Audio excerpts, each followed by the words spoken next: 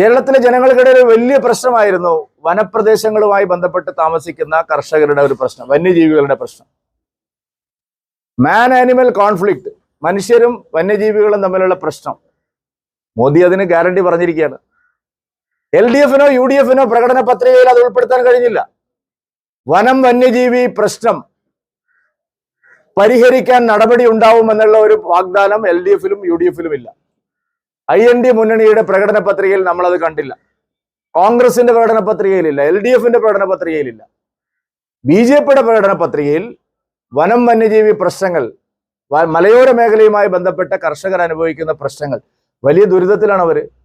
ആന വരുന്നു, പുലി വരുന്നു, കടുവ വരുന്നു, കൃഷിയിടങ്ങളിലെല്ലാം പന്നിയും അതുപോലുള്ള വന്യജീവികളും വന്ന് കൃഷി നശിപ്പിക്കുന്നു, ആളുകളെ കൊല്ലുന്നു.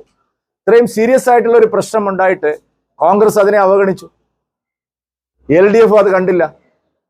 കേരളത്തിലെ ജനങ്ങളുടെ ആവശ്യങ്ങളെല്ലാം കണ്ടറിഞ്ഞ് പരിഹരിക്കാനുള്ള നടപടി എടുക്കുന്ന മുന്നണി ദേശീയ ജനാധിപത്യ സഖ്യമാണ്.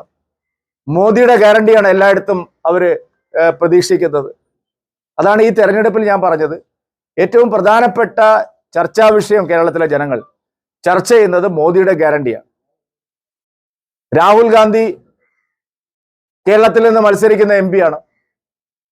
അദ്ദേഹം ഒരു തരത്തിലും ജനങ്ങളുടെ പ്രശ്നങ്ങൾ ചർച്ച ചെയ്യുന്നേയില്ല.